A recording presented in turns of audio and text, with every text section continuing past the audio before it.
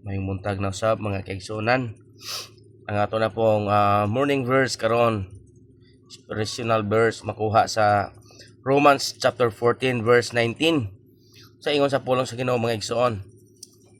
Let us therefore follow after the things which make for peace, and things wherewith one may edify another. Iyon pa diha kung atong binisayon no, natong sabton sa atong kagalingon nga panguna-una is kita dapat magsunod gyud ta sa mga butang nga kanang maghatag og kalinaw. Dili ta hinungdan sa kagubot. As a Christian mga igsoon, kita dapat promotor sa kalinaw, dili sa mga kagubot og sa mga butang nga makapa-edify, makapalig-on sa matag usa.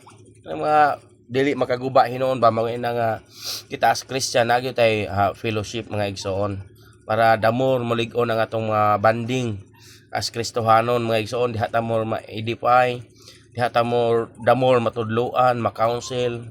But sa Bible pa lang daan sa pulong sa Ginoo gitudloan na ta nga magyo na as a Christian promotor dapat ta og peace o katong mga botang nga dili kagubot kundi dili makapalig-on, maka-edify sa uban.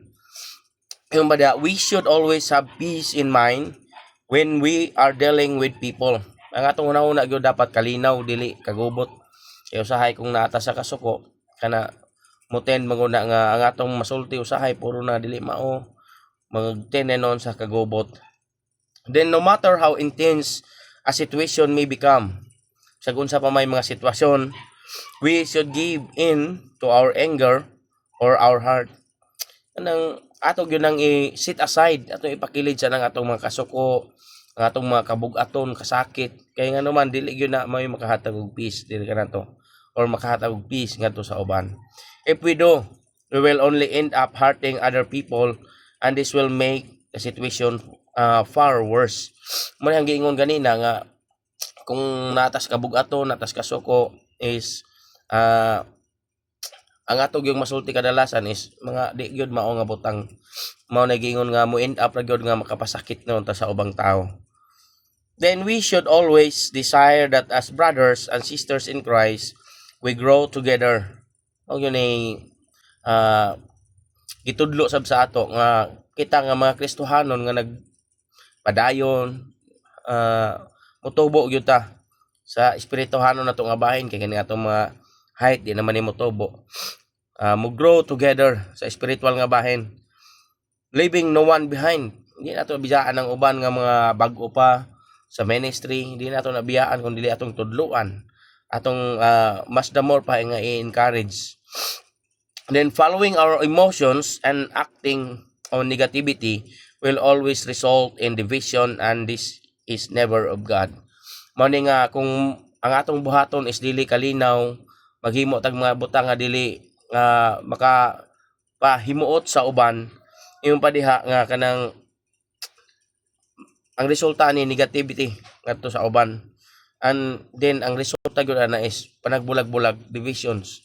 Mga kita nga hamtong sa ministry, kita dapat ang mosabot atong mga kuan, not always man nga sila sabton perminti, not always nga sila baby, but giingon na dani Paul nga do gyud mga babes in Christ mga igsoon nga bisag unsaon na nila kadugay 10 years na sa ministry, gusto gyapon nila nga bibihon, bata gyapon, dili sila kasabot sa pulong sa Ginoo, dili sila makadawat sa pulong sa Ginoo kung sakit.